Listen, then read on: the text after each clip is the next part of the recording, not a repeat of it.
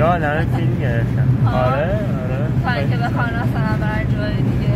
آره دیگه اکثرا اون بری میرن مثلا چالوس برا نرن خیلی بهتره چون مسیرش دور میشه.